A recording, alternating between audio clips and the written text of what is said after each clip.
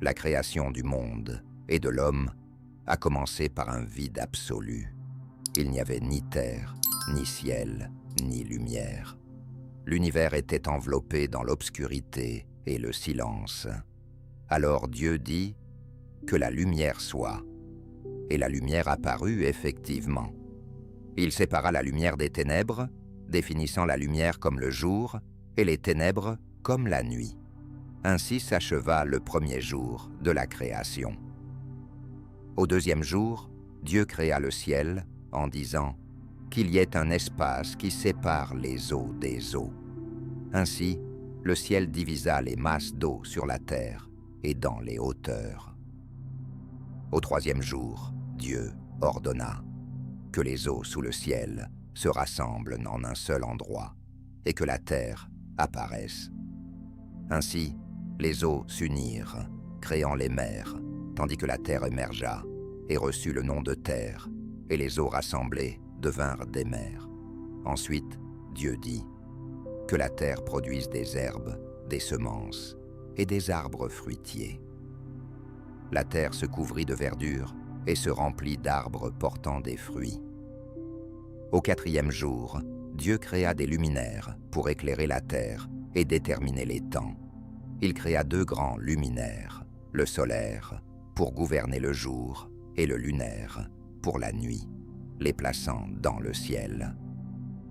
Au cinquième jour, Dieu créa la vie dans les eaux et dans les airs. Il dit que des êtres vivants apparaissent dans les eaux et que les oiseaux volent dans l'air au-dessus de la terre. Et cela se produisit. Et Dieu créa de majestueux êtres marins, tous les poissons et une variété d'oiseaux.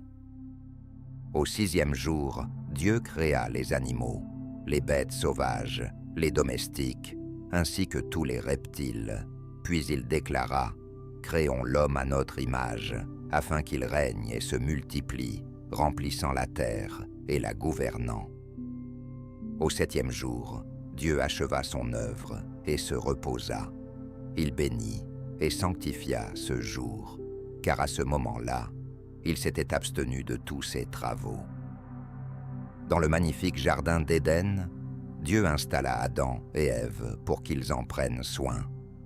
Ils étaient autorisés à profiter des fruits de tous les arbres, sauf d'un, l'arbre de la connaissance du bien et du mal. Dieu les avertit que la mort attendait ceux qui goûteraient aux fruits de cet arbre.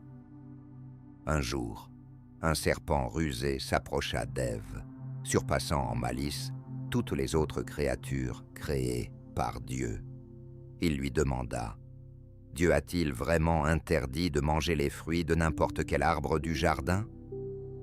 Ève répondit « Nous pouvons manger les fruits des arbres du jardin, mais Dieu a ordonné « Ne touchez pas aux fruits de l'arbre qui se trouve au centre du jardin. » Alors le serpent, tentant Ève, dit « Vous ne mourrez pas.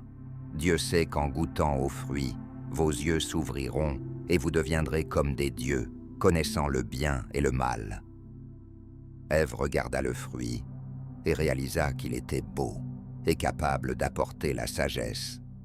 Elle en prit un et en goûta. Puis elle en offrit un peu à Adam, qui se trouvait à ses côtés, et il l'essaya aussi. Ils prirent conscience de leur nudité et commencèrent à coudre des pagnes en feuilles de figuier pour se couvrir. Plus tard, entendant Dieu qui se promenait dans le jardin à la fraîcheur du soir, ils se cachèrent parmi les arbres. Dieu s'adressa à Adam. « Où es-tu » Adam répondit « J'ai entendu ta voix dans le jardin, et j'ai eu peur, car j'étais nu, et c'est pourquoi je me suis caché. » Dieu s'enquit. « Qui t'a dit que tu étais nu » Ils se firent des pagnes. « Tu as mangé du fruit de l'arbre dont je t'avais interdit de manger » demanda Dieu. Adam, en désignant Ève, répondit « La femme que tu m'as donnée m'a donné du fruit de cet arbre, et je l'ai mangé. » Dieu demanda ensuite à Ève « Qu'as-tu fait » Elle répondit que c'était la faute du serpent. Il m'a trompé et j'ai mangé. Dieu annonça les conséquences pour chacun d'eux. Il maudit le serpent en disant qu'il ramperait sur le ventre, se nourrissant de poussière toute sa vie, et qu'il y aurait une inimitié entre lui et la descendance de la femme. Dieu informa Ève qu'il augmenterait considérablement ses souffrances lors des accouchements et qu'elle devrait désirer son mari, qui dominera sur elle. Dieu déclara à Adam qu'en raison de son obéissance à sa femme et de sa consommation des fruits de l'arbre interdit, la terre serait maudite. Il devra travailler dur toute sa vie pour subvenir à ses besoins alimentaires. La terre produira des épines, et il devra se nourrir d'herbes des champs. Il travaillera à la sueur de son front pour gagner son pain, jusqu'à ce qu'il retourne à la terre. Dieu fit des vêtements en peau pour Adam et Ève, et les habilla. Il remarqua, « Maintenant, l'homme connaît le bien et le mal, comme l'un de nous, et il ne doit pas tendre la main vers l'arbre de la vie pour manger et vivre éternellement. » Par la suite, Dieu les chassa du jardin d'Éden, plaçant des chérubins et une épée flamboyante, tournoyante, pour garder le chemin vers l'arbre de la vie. Ainsi prit fin leur existence paisible dans Éden, et commença une vie pleine de difficultés en dehors de ses frontières. Après leur expulsion d'Éden, Adam et Ève eurent 2 fils, Caïn et Abel. Caïn devint agriculteur, tandis qu'Abel était berger. Un jour, les frères décidèrent d'offrir un sacrifice à Dieu. Caïn proposa les fruits de la terre, tandis qu'Abel choisit. Dieu approuva le sacrifice d'Abel, mais rejeta l'offrande de Caïn, ce qui attrista et mit en colère ce dernier.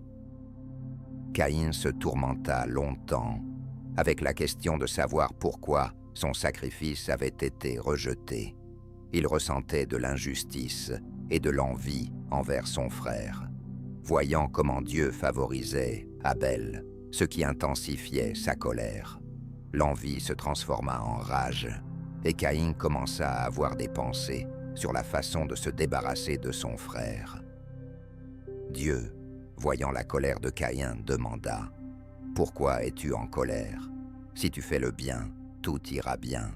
Mais si ce n'est pas le cas, le péché sera maître sur toi. » Caïn ignora les paroles de Dieu et invita Abel dans le champ, sous prétexte de discuter. Une fois là-bas, il attaqua son frère et le tua, ce qui devint le premier meurtre de l'histoire de l'humanité. Dieu demanda à Caïn « Où est ton frère Abel ?» À quoi Caïn répondit « Je ne sais pas, suis-je le gardien de mon frère ?» Dieu répliqua « Qu'as-tu fait? Maintenant, tu es maudit sur la terre. Maintenant, tu es maudit et tu erreras sur la terre. » Effrayé, Caïn répondit « Mon châtiment est trop lourd. Quiconque me rencontrera me tuera. » Dieu apaisa Caïn en déclarant « Non, celui qui te tuera sera puni encore plus sévèrement. » Il marqua Caïn d'un signe afin que personne ne lui fasse de mal. Caïn s'en alla et s'établit dans le pays de Nod, à l'est d'Éden. Il fonda une ville qu'il nomma d'après son fils, Hénoc. Cette histoire de Caïn et Abel illustre comment l'envie et la colère peuvent mener à des conséquences tragiques, tout en soulignant la préoccupation de Dieu pour les hommes, même lorsqu'ils commettent de graves erreurs. Après la tragédie de Caïn et Abel, Adam et Ève continuèrent leur vie et eurent un 3e fils, Seth, qui devint l'ancêtre de nombreuses générations. Parmi les nombreux descendants d'Adam se trouvait Noé, dont il convient de parler plus en détail. Noé était un homme remarquablement juste et honnête, restant le seul parmi ses contemporains. la tragédie de Caïn et Abel. Dieu vit le mal dans le monde et décida de rétablir l'ordre en purifiant la terre. Il informa Noé de son intention et lui confia la tâche de construire une immense arche. En fournissant des instructions détaillées sur la construction et les matériaux nécessaires, Dieu précisa que l'arche devait être de taille suffisante pour accueillir Noé, sa famille et une paire de chaque espèce d'animaux. Noé, s'appuyant sur Dieu, commença à construire l'arche, bien que ceux qui l'entouraient se moquaient de lui et le considéraient comme un fou, ne voyant aucun signe du déluge à venir. Néanmoins, il poursuivit son travail, faisant confiance à la parole de Dieu. Lorsque l'arche fut prête, Dieu ordonna à Noé d'y placer sa famille et une paire de chaque espèce d'animaux, des éléphants aux petits oiseaux. Lorsque tout le monde fut entré dans l'arche, Dieu ferma la porte. Ensuite, le déluge commença. La pluie tomba pendant 40 jours et 40 nuits, et les eaux montaient de plus en plus, submergeant tout ce qui était vivant en dehors de l'arche, même les plus hautes montagnes. L'arche flottait sur. L'arche dominait les eaux, assurant la sécurité de Noé, de sa famille et des animaux. Après de nombreux jours, les pluies cessèrent et le niveau de l'eau commença lentement à descendre. Noé lâcha un pigeon pour vérifier la présence de terre. Le pigeon revint avec une branche d'olivier dans le bec, signalant que les eaux s'étaient retirées. Une fois la terre asséchée, Dieu ordonna à Noé de sortir de l'arche, et Noé, sa famille et tous les animaux la quittèrent. Noé éleva un autel et offrit un sacrifice en remerciement à Dieu pour son salut. Dieu promit à Noé qu'un tel déluge ne se reproduirait plus pour détruire la terre. En signe de cette alliance, il offrit à l'humanité un arc-en-ciel, expliquant « Chaque fois qu'un arc-en-ciel apparaît dans le ciel, cela sera un rappel de mon alliance avec vous et tous les êtres vivants. » Ainsi, Noé et ses descendants commencèrent une nouvelle vie sur la terre purifiée, manifestant fidélité et obéissance à Dieu. Il prouva que même dans les moments les plus difficiles, il est important de garder la foi et de suivre les préceptes divins après le déluge et le salut. Un arc-en-ciel apparaît dans le ciel. Après le déluge, les descendants de Noé recommencèrent à peupler la terre, parlant une seule langue et se comprenant les uns les autres. Unis, ils décidèrent de construire une ville avec une haute tour s'élevant vers le ciel, afin de se glorifier et d'éviter de se disperser sur toute la terre.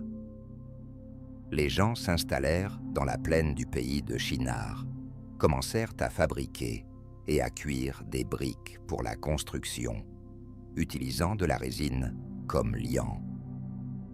Le plan était ambitieux. Créer une ville avec une tour majestueuse symbolisant leur force et leur unité.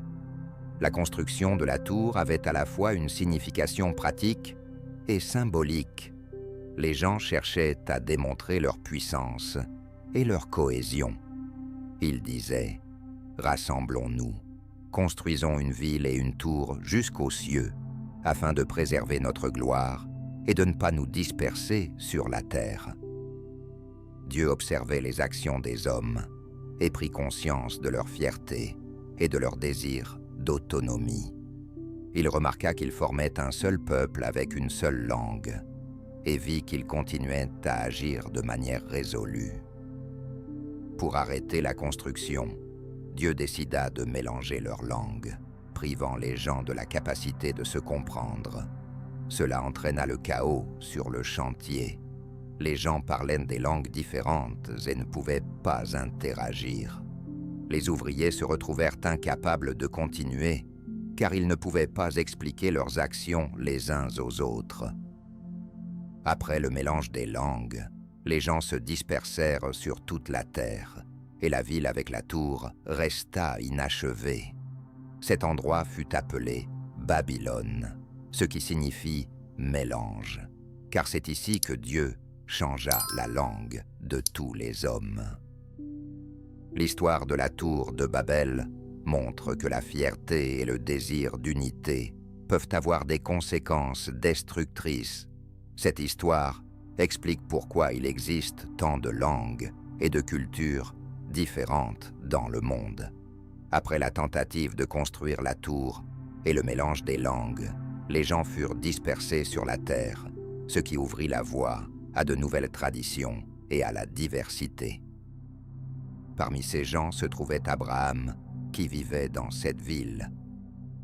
Abraham, descendant de Noé et issu de la lignée de Sem, était célèbre pour sa droiture et sa foi en Dieu. Un jour, Dieu lui parla et lui ordonna de quitter son pays, sa parenté et la maison de son père, en se dirigeant vers la terre qu'il lui indiquerait. Dieu promit à Abraham de faire de lui une grande nation, de le bénir et d'élever son nom. Abraham suivit sans hésitation cette vision, emmenant avec lui sa femme Sarah, son neveu Lot et tous ses biens. Ils commencèrent leur voyage, poussés par la foi et l'espoir de l'accomplissement des promesses de Dieu. Abraham et sa famille arrivèrent dans la terre de Canaan, où Dieu lui apparut à nouveau et lui assura que cette terre reviendrait à ses descendants. En signe de gratitude et d'adoration, Abraham éleva un autel. Cependant, peu après, une grande famine frappa le pays et Abraham dut se rendre en Égypte. Abraham craignait pour sa vie en raison de la beauté de Sarah, pensant que les Égyptiens pourraient le tuer à cause d'elle. Il lui demanda donc de se faire passer pour sa sœur. En voyant son attrait, les ministres du Pharaon amenèrent Sarah au palais. Le Pharaon traitait Abraham avec bienveillance à cause d'elle, mais bientôt Dieu envoya un fléau sur le Pharaon et sa maison. Ayant découvert la vérité, le Pharaon renvoya Abraham et Sarah, accompagnés de leurs biens. À son retour en Canaan, les bergers d'Abraham et de Lot commencèrent à se disputer en raison du manque de ressources pour leurs grands troupeaux. Pour éviter les querelles, Abraham proposa de se séparer. Lot choisit les plaines près du Jourdain et s'installa près de Sodome, tandis qu'Abraham resta en Canaan. Dieu confirma à nouveau ses promesses à Abraham, lui assurant que ses descendants seraient aussi nombreux que la poussière sur la terre. De nombreuses années passèrent, mais Abraham n'avait toujours pas d'enfant, et il commença à douter de la façon dont la promesse de Dieu se réaliserait. Pendant ce temps, Abraham resta en Canaan. Dieu apaisa Abraham en lui promettant un fils et confirma la promesse par la conclusion d'une alliance. Il ordonna à Abraham d'apporter 3 animaux, une chèvre, un bélier et des colombes. Abraham prépara les offrandes, les coupant en 2 et disposant les morceaux l'un en face de l'autre.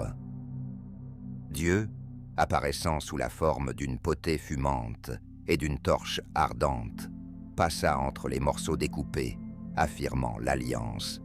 Alors, Sarah proposa à Abraham d'avoir un enfant par l'intermédiaire de sa servante, Agar. Il accepta, et Agar tomba enceinte, ce qui entraîna des tensions entre elle et Sarah, au point qu'Agar s'enfuit. L'ange du Seigneur la trouva, lui ordonna de revenir et lui promit que son fils, Ismaël, deviendrait également une grande nation. Agar donna naissance à Ismaël lorsqu'Abraham avait 86 ans. Lorsqu'Abraham eut 99 ans, Dieu lui apparut à nouveau et lui annonça que Sarah donnerait naissance à un fils, Isaac. Il conclut avec Abraham une alliance concernant la circoncision pour lui et ses descendants. Malgré leur âge, Abraham et Sarah continuèrent à croire en cette promesse. À l'époque où Abraham vivait en Canaan, 2 villes se trouvaient là, parmi lesquelles Sodome. Abraham avait 86 ans. Dans ces villes, les gens commettaient beaucoup de mal, et Dieu décida de les détruire à cause de leurs péchés. Un jour, il informa Abraham de son intention. Soucieux des habitants, Abraham tenta de convaincre Dieu d'épargner les villes s'il s'y trouvait ne serait-ce qu'un peu de justes. Il commença par 50 justes et réduisit le nombre à 10, demandant « Dieu fera-t-il miséricorde à cette ville pour les justes ?» Dieu accepta de ne pas détruire les villes s'il s'y trouvait au moins 10 justes. À ce moment-là, 2 anges, envoyés par Dieu, arrivèrent à Sodome. Aux portes de la ville, ils furent accueillis par Lot, le neveu d'Abraham, qui les invita chez lui pour les protéger du mal régnant dans les rues. Dans la nuit, des hommes entourèrent la maison de Lot, exigeant qu'il leur amène les invités, mais il refusa. Lot leur proposa même sa fille, à la place des anges, pour les sauver. Les hommes en colère tentèrent de forcer l'entrée de la maison, mais les anges les rendirent aveugles, afin qu'ils ne puissent pas le faire. Le lendemain, les anges avertirent Lot de l'intention de Dieu de détruire la ville et lui conseillèrent de fuir avec sa famille. Comme Lot tardait, les anges prirent sa main, ainsi que celle de sa femme et de ses filles, et les conduisirent hors de la ville, les mettant en garde de ne pas se retourner. Alors que Lot et sa famille fuyaient, le ciel déversa du soufre et du feu sur Sodome et Gomorrhe, détruisant les villes et tout ce qui s'y trouvait. Lot et sa famille se dirigeaient vers un endroit sûr, mais la femme de Lot, ignorant l'avertissement des anges, se retourna et se transforma instantanément en une colonne de sel. Lot et ses filles se réfugièrent dans une grotte, pensant qu'il ne restait plus d'autres personnes sur terre. Les filles de Lot décidèrent de perpétuer la lignée de leur père. Elles lui donnèrent à boire du vin et, tour à tour, mirent au monde des fils, qui devinrent les fondateurs des peuples de Moab et d'Ammon. Ainsi, l'histoire de Sodome et Gomorrhe s'acheva, devenant une illustration de la colère de Dieu et du châtiment pour les péchés, ainsi que Abraham et sa femme Sarah résidaient en Canaan, observant les commandements de Dieu. Cependant, leur bonheur était assombri par un chagrin. Ils n'avaient pas d'enfants. Ils étaient âgés. Abraham avait presque 100 ans et Sarah en avait 90. Ayant perdu l'espoir de devenir mère, Sarah souffrait d'une profonde tristesse. Un jour, Dieu s'adressa à nouveau à Abraham et confirma la promesse faite de nombreuses années auparavant. Il aura un fils, et par lui viendront de nombreux descendants, comme les étoiles dans le ciel et le sable au bord de la mer. Sarah, entendant cela, se mit à rire, ne croyant pas qu'à son âge, elle pourrait devenir mère. Mais Dieu dit « Pourquoi Sarah rit-elle ? Y a-t-il quelque chose d'impossible pour le Seigneur ? Dans 1 an à cette époque, tu auras un fils. » Les temps avaient changé, et, comme Dieu l'avait promis, Sarah tomba enceinte. Cela devint un véritable miracle. Abraham et Sarah ne pouvaient pas croire à leur bonheur. C'était véritablement un miracle. Ils nommèrent le garçon Isaac, ce qui signifie « rire », car Sarah avait d'abord ri par méfiance, puis par joie. Le petit Isaac grandit en bonne santé et joyeux. Abraham et Sarah ressentaient un bonheur infini et de la gratitude envers Dieu pour ce miracle. Ils prenaient soin de lui et l'aimaient sans mesure. Isaac devint la preuve vivante que Dieu tient toujours ses promesses, même lorsqu'elles semblent impossibles.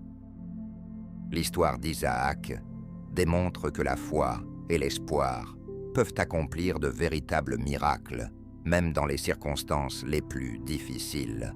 Il convient de faire confiance au plan de Dieu et de croire en sa sagesse, car pour le Seigneur, rien n'est impossible.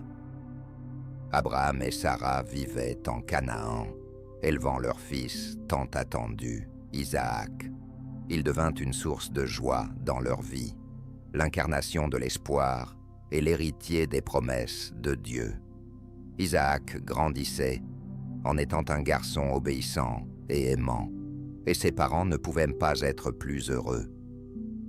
Un jour, Dieu décida de mettre à l'épreuve la foi d'Abraham. Il l'appela, et Abraham répondit, « Me voici ». Alors Dieu dit, « Prends ton fils unique, Isaac, que tu aimes, et va au pays de Moria pour l'offrir en sacrifice sur l'une des montagnes que je te montrerai. » Abraham était bouleversé. Il devait offrir un sacrifice pour ce don merveilleux, mais il ne chercha pas à discuter. Sa foi en Dieu restait solide, et il comprenait que Dieu avait un plan qu'il ne pouvait pas saisir. Tôt le matin, Abraham rassembla Isaac, 2 serviteurs et un âne avec du bois pour l'autel, et il se mit en route vers le pays de Moria. Le chemin était long et difficile, mais Abraham gardait ses émotions pour lui. Au 3e jour de voyage, Abraham aperçut la montagne dont Dieu avait parlé. S'adressant aux serviteurs, il dit, « Restez ici avec l'âne, et nous avec le garçon. Irons là-bas pour adorer, puis nous reviendrons vers vous. » Abraham prit le bois et le mit sur. Isaac, ne se doutant de rien, demanda, « Père, nous avons du feu et du bois, mais où est l'agneau pour l'offrande ?» Abraham répondit, « Dieu pourvoira à l'agneau pour le sacrifice, mon fils. » Après cela, ils poursuivirent leur chemin. Lorsqu'ils arrivèrent à l'endroit désigné, Abraham construisit un autel et y disposa le bois. Ensuite, il lia Isaac et le plaça sur l'autel. Élevant le couteau pour l'offrir en sacrifice, il fut arrêté par l'ange du Seigneur, qui s'écria avec colère, « Abraham, Abraham !» L'ange dit, « Ne lève pas la main sur lui et ne lui fais rien. Maintenant, je sais que tu crains Dieu, puisque tu n'as pas épargné ton fils, ton unique fils, pour moi. » Abraham se retourna et aperçut un bélier coincé par les cornes dans les buissons à proximité.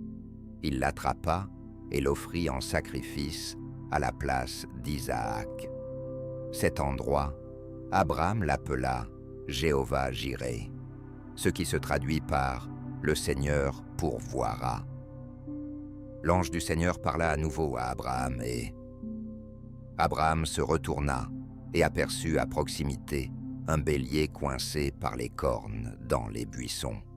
« Tes descendants posséderont les villes de leurs ennemis, et par eux, toutes les nations de la terre seront bénies, parce que tu as suivi mes instructions. » Abraham et Isaac retournèrent auprès de leurs serviteurs et rentrèrent ensemble chez eux.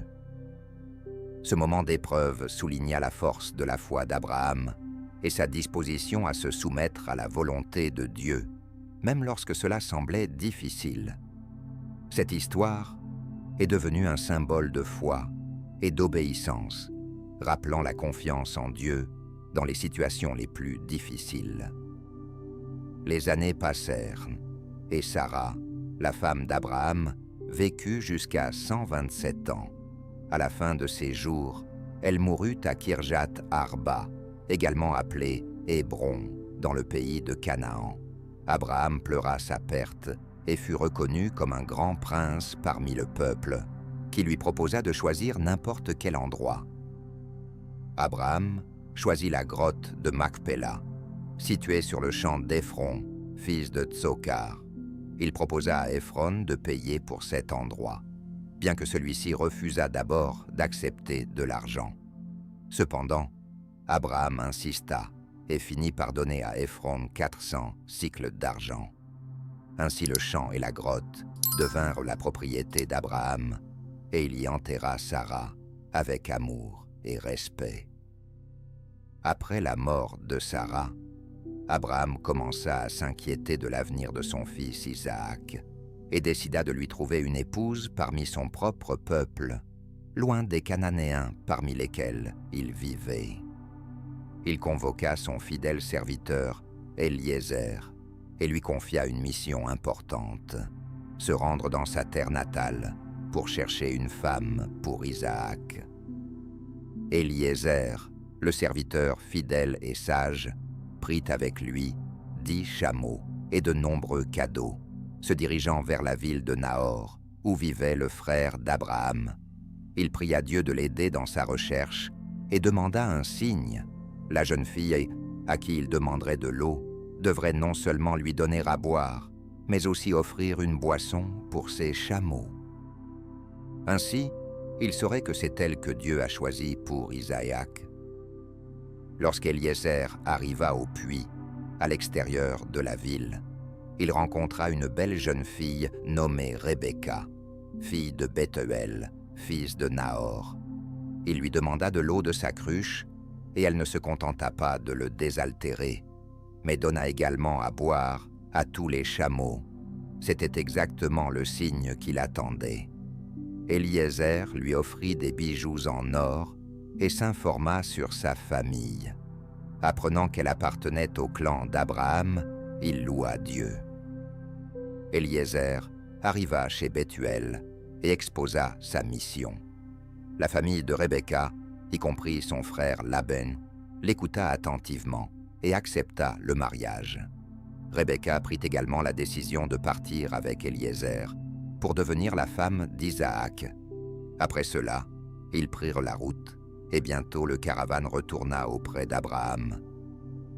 Isaac, priant et méditant dans le champ, aperçut un caravane qui s'approchait et son cœur se mit à battre plus vite. Rebecca, en le voyant, descendit d'eux. Avec beaucoup de respect, ils acceptèrent le mariage. Rebecca, en voyant Isaac, descendit du chameau et demanda à Eliezer « Qui est-ce » Apprenant qu'il s'agissait de son futur mari, elle se couvrit d'un voile. Isaac conduisit Rebecca dans le pavillon de sa mère Sarah, où elle devint sa femme. Il l'aimait, et elle lui apporta du réconfort après la mort de sa mère. Ainsi se termina un chapitre et commença un nouveau, plein d'espoir et d'amour. Abraham vécut une longue et riche vie. Après la mort de Sarah, il épousa une nouvelle femme nommée Ketura, et ils eurent des enfants. Il légua ses biens, offrit des cadeaux aux enfants de Ketura et les envoya vers l'est, loin d'Isaac, afin d'éviter d'éventuels conflits. Abraham se réjouissait de voir son fils Isaac trouver l'amour et du réconfort auprès de Rebecca. Il continua à vivre parmi son peuple, demeurant un patriarche respecté. Sa sagesse et sa foi inspiraient beaucoup de monde. Lorsqu'Abraham comprit que son heure était proche, il réalisa qu'il achevait son parcours sur terre. Il avait vécu sa vie en s'appuyant sur la foi. Abraham mourut dans un grand âge, ayant vécu de nombreuses années, et fut rejoint auprès de ses ancêtres. Ses fils Isaac et Ismaël l'enterrèrent dans la grotte de Marpella, près de Sarah. Cela devint un lieu de sépulture familiale, symbolisant le lien entre les générations. Après la mort d'Abraham, Dieu bénit Isaac, qui vivait près du puits de Lahaïrois. Isaac poursuivit l'œuvre de son père, respectant l'alliance avec Dieu et restant fidèle à sa foi. Abraham laissa un héritage fondé sur la foi et l'obéissance, devenant un exemple pour les générations futures. Il n'était pas seulement un patriarche, mais aussi un symbole de courage et de dévotion, inspirant les gens à suivre l'alliance avec Dieu et à espérer en ses promesses. Ainsi s'acheva la vie d'Abraham, qui en surmontant les épreuves et en savourant les joies, conserva sa foi en Dieu et laissa un héritage qui façonna le destin de ses descendants. Après sa mort, son fils Isaac devint le chef de la famille. Isaac resta dans la terre de Canaan, mais il fut rapidement confronté à des problèmes. Une famine survint et il comprit qu'il était nécessaire de trouver un nouvel endroit pour sa famille. Il décida alors de se rendre à Guérar pour traverser cette période difficile. Cet endroit se trouvait loin de Canaan et était réputé pour sa terre fertile et ses conditions de vie confortables. Lorsqu'Isaac arriva avec sa famille à Guérar, Dieu lui apparut et lui dit « Ne pars pas en Égypte, reste ici, et je serai avec toi.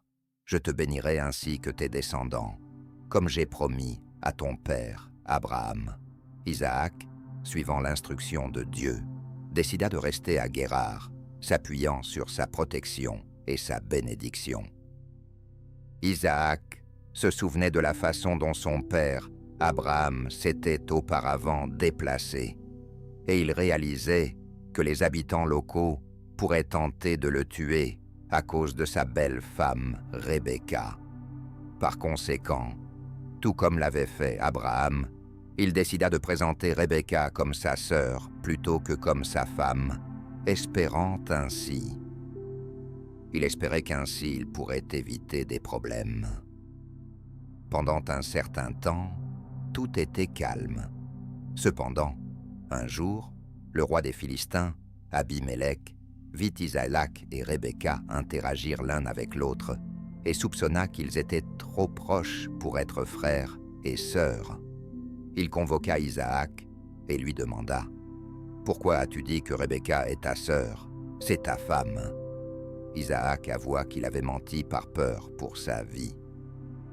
Abimélec se mit en colère et s'exclama « Tu as fait des bêtises, quelqu'un aurait pu prendre ta femme, et nous aurions péché. Maintenant, partez, afin que personne ne vous touche. » Isaac s'excusa. Après quoi, Abimélec émit un décret interdisant toute atteinte à Isaac et Rebecca. Ainsi, Isaac et sa famille continuèrent à vivre à Guérar sans crainte. Isaac se consacrait à l'agriculture et à l'élevage, et Dieu bénit ses efforts en lui accordant une récolte abondante. Chaque année, ses troupeaux et ses réserves de nourriture augmentaient. Ainsi, il devint très riche et influent, ce qui conduisit à toucher Isaac et Rebecca. Ils ne pouvaient pas comprendre pourquoi Isaac avait connu un tel succès. Les Philistins commencèrent à nuire à Isaac en bouchant les puits creusés par les serviteurs d'Abraham qui étaient nécessaires pour approvisionner ses troupeaux et ses champs en eau. Cela créa de nombreux désagréments et complications dans sa vie. En voyant Isaac prospérer en richesse et en puissance, le roi Abimélec eut peur et décida qu'il pouvait représenter une menace pour son autorité. Il déclara donc « Éloigne-toi de nous, car tu es devenu trop puissant. » Isaac ne contesta pas la décision et déménagea avec sa famille dans la vallée de Rar. Là, il creusa des puits, comme son père Abraham, et leur donna les anciens noms. Cependant, les bergers locaux commencèrent à se quereller à nouveau avec ses serviteurs, affirmant que l'eau leur appartenait. Au premier puits, Isaac donna le nom d'Ézek, ce qui signifie « querelle », et au second, il l'appela Sitna, qui se traduit par « hostilité ». Finalement, il creusa un troisième puits, et personne ne contesta son droit. Il l'appela Rehoboth, ce qui se traduit par « espace », et ajouta « Maintenant, le Seigneur nous a donné de l'espace, et nous nous multiplierons sur cette terre. » Ensuite, Isaac se dirigea vers Beer-Sheva, où Dieu confirma sa promesse de le bénir et de multiplier sa descendance à cause d'Abraham. Là, Isaac éleva un autel, invoqua le nom du Seigneur et établit son campement. Ses serviteurs creusèrent également un autre puits. Pendant ce temps, Abimélec, roi de Gérar, vint voir Isaac avec des amis. Isaac s'enquit de la raison de leur venue, compte tenu de leur haine précédente et de leur demande de partir. Abimélec expliqua qu'il avait remarqué comment Dieu bénissait Isaac et proposa de conclure un traité de paix. Ils jurèrent amitié et organisèrent un festin. Le lendemain, Isaac les renvoya en paix. Le même jour, ses serviteurs lui annoncèrent qu'ils avaient trouvé de l'eau dans le nouveau puits. Il l'appela Shiba, ce qui se traduit par « serment », et la ville devint connue sous le nom de Beer-Sheva, signifiant « puits du serment ». Isaac et Rebecca étaient les parents de 2 jumeaux, Ésaü. Ils scellèrent leur amitié et organisèrent un festin. À 40 ans, Ésaü épousa 2 femmes hittites, ce qui attrista profondément Isaac et Rebecca. Les difficultés familiales qu'ils traversaient reflétaient les événements de leur vie. Isaac, suivant la foi de son père, cherchait à renforcer son alliance avec Dieu. Bien que sa vie fût pleine d'épreuves, Dieu ne cessait de le bénir, réalisant les promesses faites à Abraham. Jacob et Ésaü, les fils d'Isaac et de Rebecca, naquirent jumeaux, mais dès le début de leur vie, ils prirent des chemins différents. Ésaü, en tant qu'aîné, avait droit à la primogéniture, qui lui conférait une double part de l'héritage et une bénédiction spéciale de la part de son père. Dans leur enfance, leurs chemins se séparèrent. Ésaü devint chasseur et aimait passer du temps à l'extérieur, tandis que Jacob avait un tempérament calme et préférait rester à la maison. Un jour, Ésaü, de retour de la chasse, avait une grande faim et remarqua Jacob en train de préparer une délicieuse soupe. En demandant un peu de nourriture, Ésaü se trouva confronté à la proposition de Jacob d'échanger la soupe contre son droit d'aînesse. Ésaü, oubliant les conséquences, céda son droit d'aînesse pour de la nourriture. Ainsi, Jacob s'empara de ce droit par ruse. Cependant, la compétition pour la primogéniture se poursuivait. Lorsqu'Isaac vieillissait et avait presque perdu la vue, il avait l'intention de bénir Ésaü en lui transmettant les droits d'aîné. Rebecca, qui préférait Jacob, surprit cette conversation et décida d'aider son fils cadet à obtenir la bénédiction de son père. Elle élabora un plan. Elle habilla Jacob avec les vêtements d'Ésaü et couvrit ses mains et son cou de peau de chèvre pour qu'il ait l'air aussi velu que son frère. Jacob, suivant la recette de Rebecca, apporta un plat à son père et, par tromperie, reçut la bénédiction d'Isaac. En apprenant le vol de sa bénédiction, Ésaü entra dans une rage folle et jura de tuer Jacob. Apprenant la colère d'Ésaü, Rebecca conseilla à Jacob de fuir chez son frère Laban, à Haran pour sa sécurité. Jacob quitta sa maison natale et, une fois arrivé à Haran, trouva refuge chez Laban, tout en tombant amoureux de sa fille Rachel. Finalement, il accepta de travailler pour Laban. Jacob accepta de travailler pour Laban pendant 7 ans afin d'épouser Rachel, mais Laban le trompa en lui donnant sa fille aînée, Léa. À cause de cela, Jacob dut travailler encore 7 ans avant de pouvoir épouser Rachel. Après de nombreuses années, Jacob s'enrichit, et Dieu lui ordonna de retourner dans sa patrie.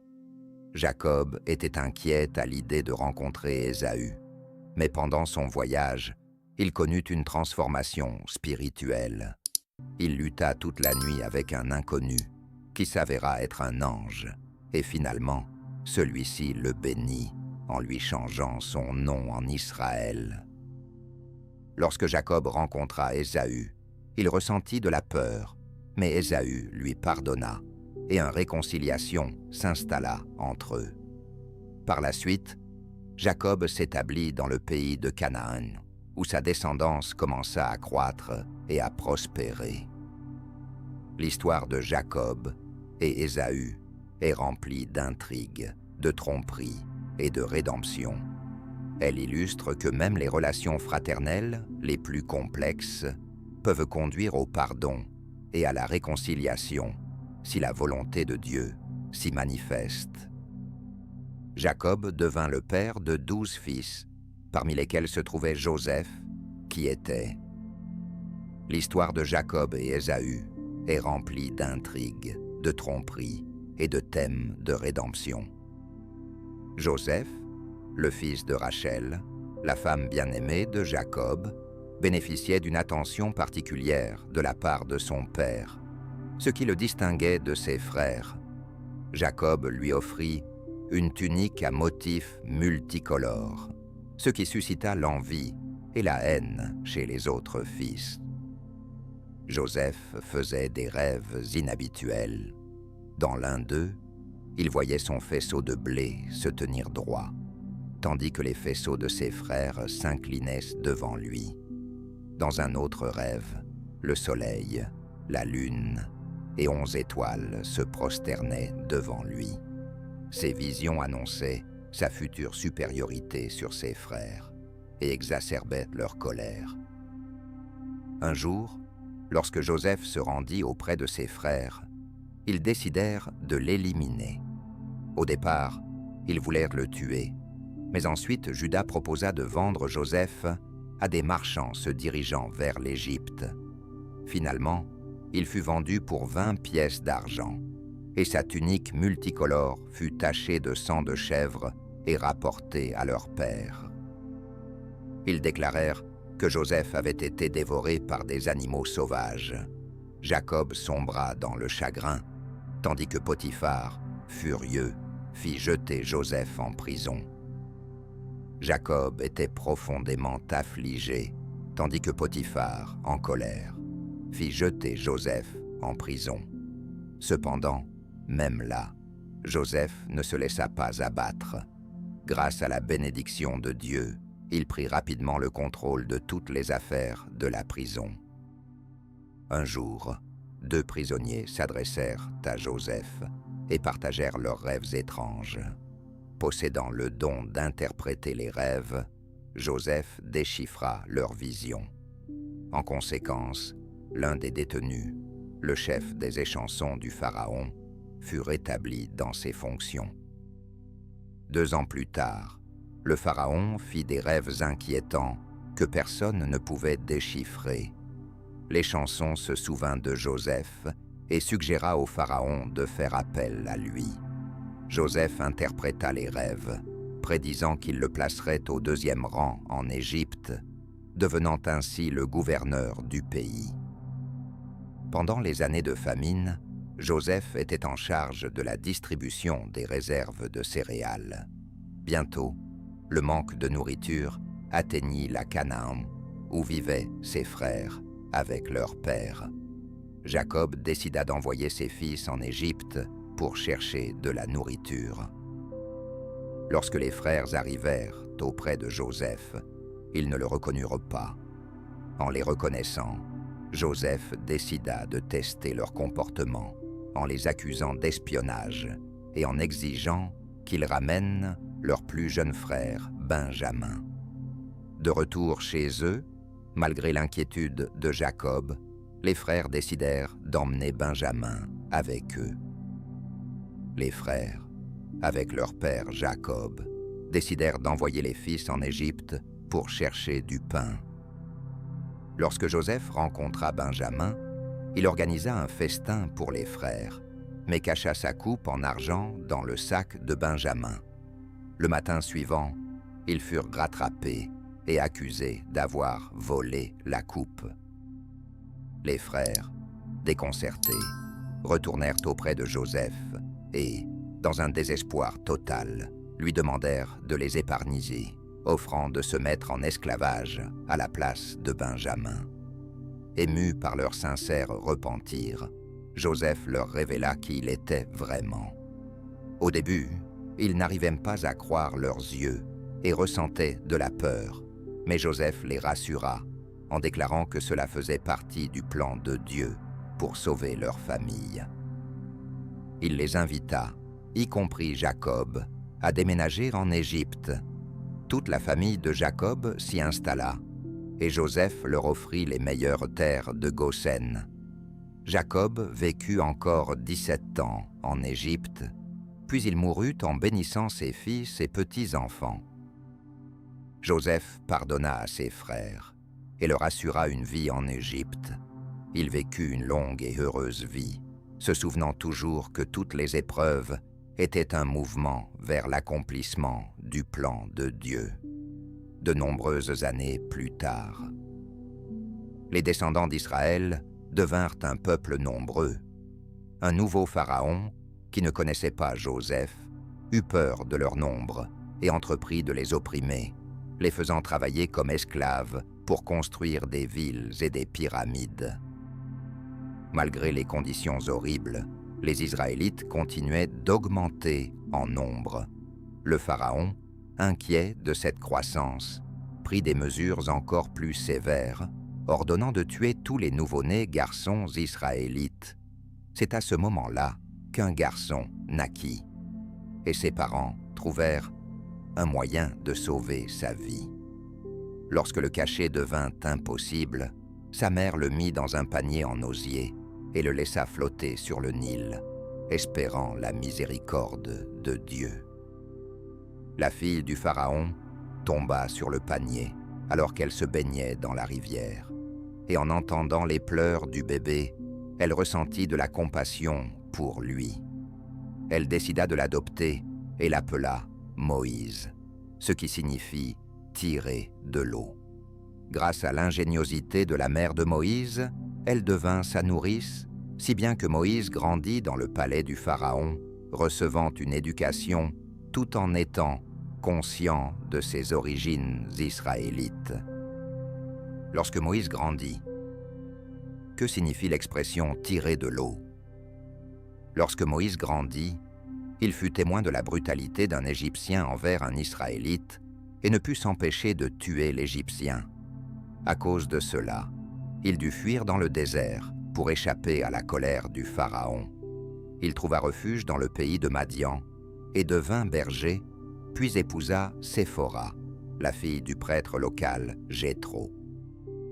Un jour, alors qu'il faisait paître des moutons près de la montagne de Horeb, Moïse fut témoin d'un phénomène étrange. Un buisson brûlait sans se consumer. En s'approchant, il entendit la voix de Dieu qui l'appelait. Dieu lui annonça qu'il avait vu les souffrances de son peuple en Égypte et qu'il avait l'intention de les sauver, choisissant Moïse pour libérer les Israélites de l'esclavage. Moïse possédait un signe capable de guérir, et confiant dans le soutien de Dieu, il retourna en Égypte pour accomplir sa mission. Avec Aaron, ils commencèrent à convaincre les Israélites et le Pharaon qu'il était temps de libérer le peuple de Dieu. Sur leur chemin, les attendaient des épreuves et des miracles, mais Moïse était prêt à aller de l'avant. Cependant, Moïse était prêt à répondre à l'appel de Dieu et à conduire son peuple vers la liberté.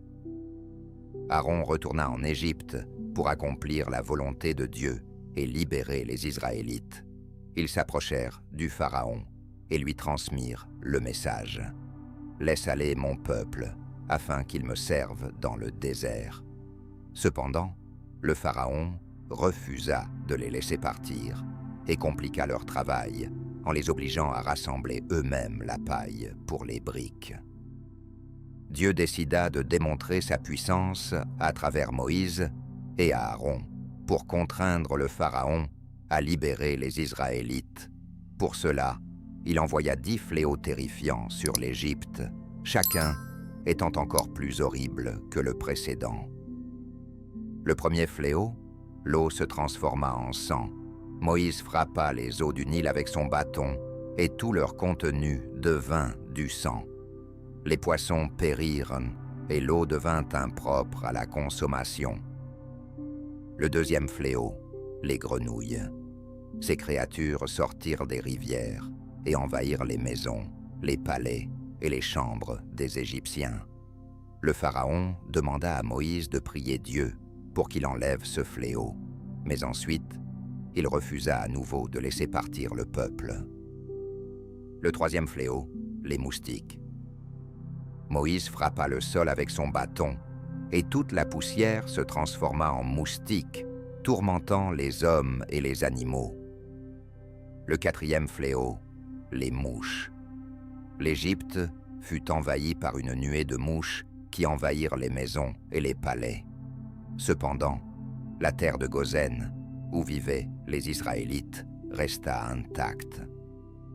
Le cinquième fléau, la mortalité du bétail.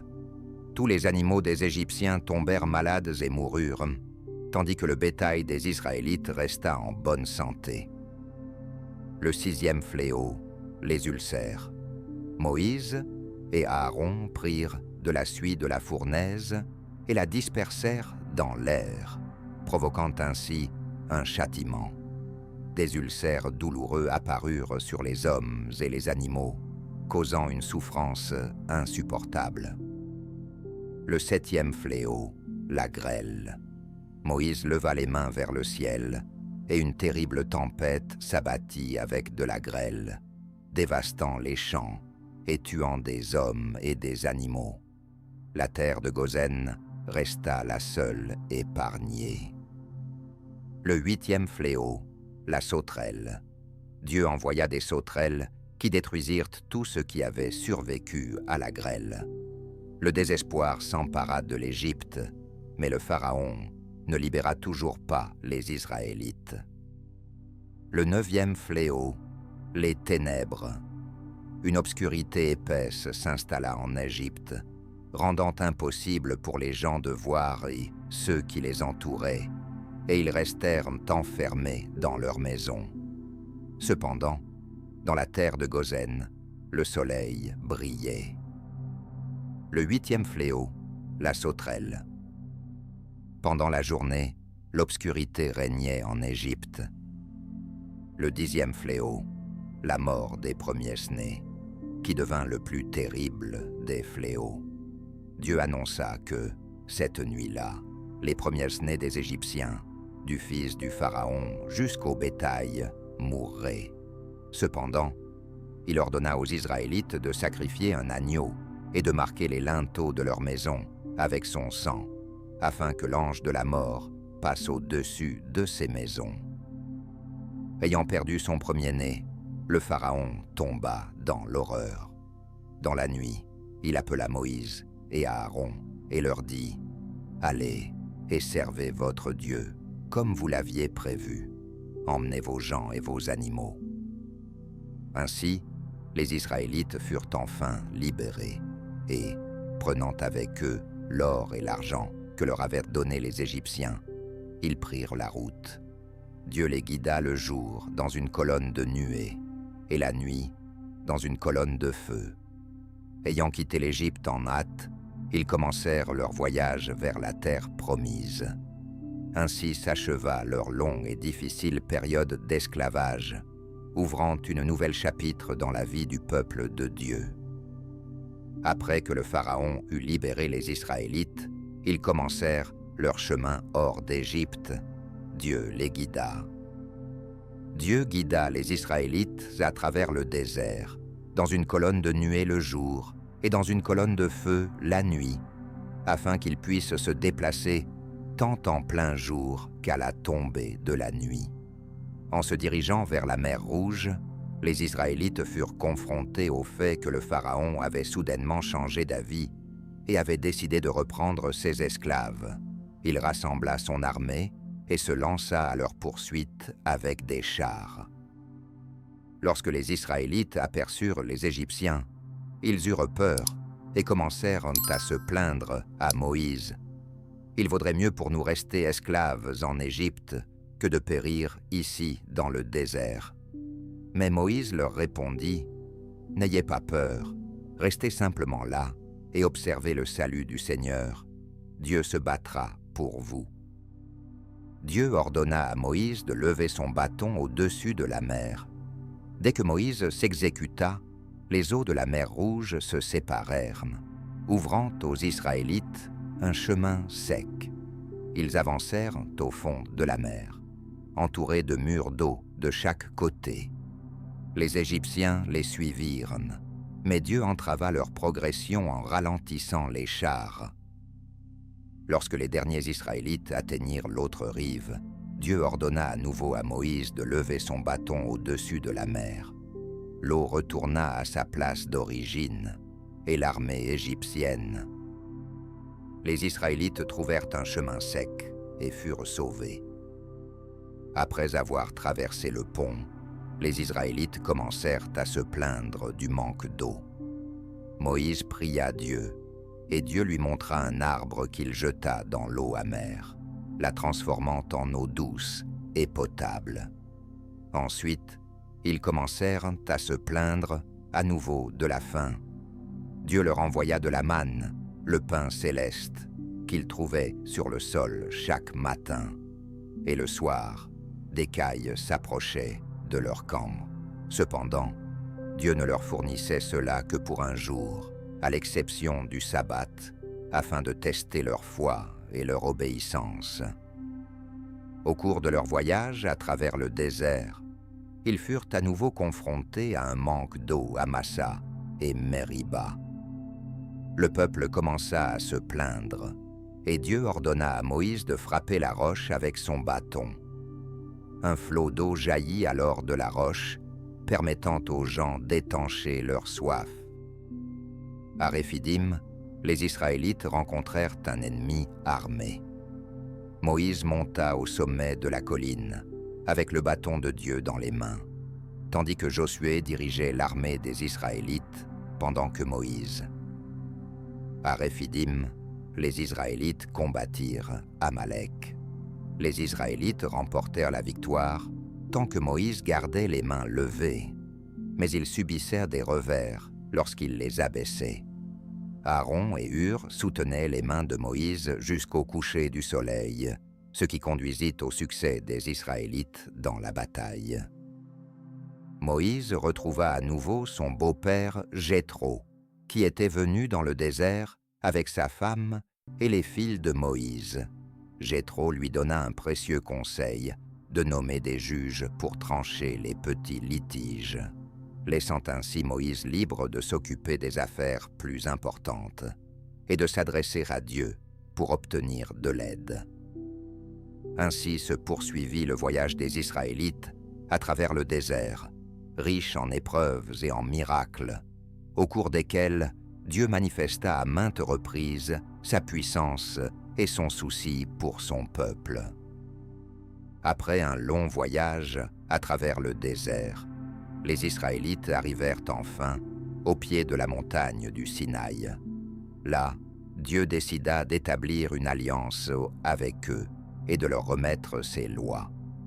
Moïse monta au sommet de la montagne, et Dieu lui annonça que si les Israélites suivaient son alliance, ils deviendraient un peuple choisi, un royaume de prêtres et une nation sainte.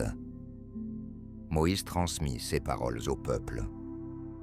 Finalement, ils arrivèrent au pied de la montagne du Sinaï. Dieu ordonna à Moïse de préparer le peuple à un événement important.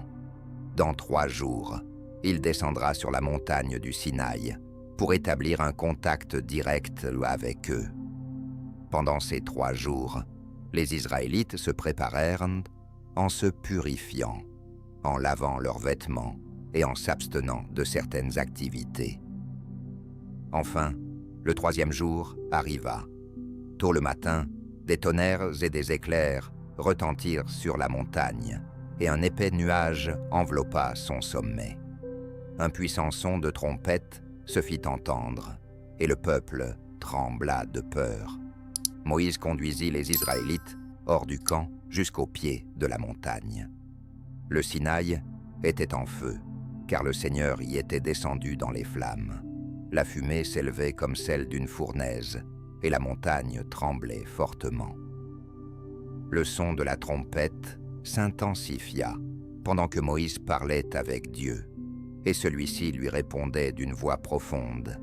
Dieu appela Moïse au sommet de la montagne et lui transmit les 10 commandements, gravés sur des tables de pierre. Il ordonna également aux Israélites de ne l'adorer que lui, rejetant le culte de tout autre Dieu. L'adoration des idoles et le service qui leur était rendu étaient catégoriquement interdits, tout comme l'usage inapproprié du nom du Seigneur. L'un des commandements les plus importants était de garder le sabbat avec respect et révérence pour son nom. Ce jour-là, les Israélites devaient se reposer et le consacrer au Seigneur. Le 6e jour, les Israélites pouvaient travailler, mais le 7e devait être un jour de repos et de service à Dieu. L'un des commandements était le respect des parents, pour lequel une longue vie et la prospérité étaient promises. Le commandement « Tu ne tueras point » interdisait le fait de prendre délibérément la vie, car Dieu valorise la vie et exige un respect à son égard. Le commandement « Tu ne commettras point d'adultère » interdisait toute relation sexuelle en dehors du mariage, protégeant ainsi sa sainteté et la fidélité des époux. Le commandement « Tu ne voleras point » mettait en garde contre l'appropriation des biens d'autrui, soulignant l'importance de l'honnêteté et du respect de la propriété des autres. Il y avait également un commandement interdisant le faux témoignage. Le commandement « Tu ne porteras point de faux témoignages » interdisait de donner de faux témoignages ou de dire des mensonges sur autrui, soulignant l'importance de l'honnêteté et de la justice. Le commandement « Tu ne convoiteras point la maison de ton prochain, ni sa femme, ni son esclave, ni sa servante, ni son bœuf, ni son âne, ni rien d'autre qui lui appartienne » condamnait l'envie et la convoitise des biens et de la position des autres. Il soulignait l'importance de la pureté intérieure et de la satisfaction. En plus des 10 commandements, Dieu transmit à Moïse de nombreuses autres lois régissant la vie quotidienne, les questions de justice et de miséricorde. Il leur enseigna les règles concernant le traitement des esclaves, la résolution des conflits et les interactions avec les non-juifs. Des lois furent également établies concernant les fêtes et les rites qu'ils devaient observer. Moïse redescendit de la montagne et transmit au peuple toutes les lois et commandements reçus de Dieu. Le peuple accepta à l'unanimité d'obéir à toutes les instructions divines. Ensuite, Moïse écrivit toutes les paroles du Seigneur et éleva un autel au pied de la montagne. Le lendemain, il offrit des sacrifices et aspergea le peuple de sang, concluant « Ils devinrent se conformer à ces règles. » Après cela, Dieu appela Moïse, Aaron, Nadab, Abihu et 70 anciens d'Israël à monter sur la montagne. Là, ils rencontrèrent le Dieu d'Israël, et sous ses pieds s'étendait quelque chose qui ressemblait à une dalle de saphir transparent, brillant comme le ciel. Ils mangèrent et burent en présence de Dieu, confirmant l'alliance. Ensuite, Dieu appela à nouveau Moïse au sommet de la montagne pour lui remettre les tables de pierre avec les commandements. Moïse passa 40 jours et nuits sur la montagne, recevant de Dieu des instructions détaillées sur la manière dont les Israélites devaient vivre et le vénérer. Ainsi, sur le mont Sinaï, Dieu donna aux Israélites sa loi, établissant avec eux une relation particulière et fournissant des directives pour une vie juste. Lorsque Moïse tarda sur le mont Sinaï, les Israélites commencèrent à s'inquiéter. Ils s'adressèrent à Aaron en lui demandant de créer un nouveau Dieu qui les guiderait. Aaron accepta et rassembla l'or du peuple, avec lequel il fabriqua une statue d'un veau d'or. Le peuple se réjouissait et le peuple célébrait joyeusement la fête, adorant cette idole en affirmant « Voici notre Dieu qui nous a fait sortir d'Égypte ». Sur le mont Sinaï, Dieu remarqua ce qui se passait et dit à Moïse « Descends rapidement. Ton peuple, que tu as fait sortir d'Égypte, s'est écarté du chemin. Ils ont fabriqué un veau en métal et lui rendent hommage. » Moïse descendit de la montagne, portant les tables de pierre avec les commandements reçus de Dieu. En voyant le veau d'or et les gens dansant autour, il s'irrita et brisa les tables. Ensuite, il brûla le veau, le réduisit en poudre, le mélangea avec de l'eau et força les Israélites à en boire. Moïse s'adressa à Aaron en lui demandant « Pourquoi le peuple a-t-il commis un si grand péché ?» Aaron tenta de se justifier, expliquant que les gens avaient demandé à créer un Dieu pour eux et qu'il avait simplement jeté l'or dans le feu d'où était sorti le veau. Moïse se leva au camp et cria « Qui est du côté du Seigneur? Venez vers moi !» Tous les fils de Lévi se rassemblèrent autour de lui. Il leur ordonna de parcourir le camp et de punir ceux qui... Les fils de Lévi rassemblèrent leurs forces, et environ 3000 personnes périrent. Le lendemain, Moïse monta à nouveau sur la montagne pour prier pour le peuple et demander à Dieu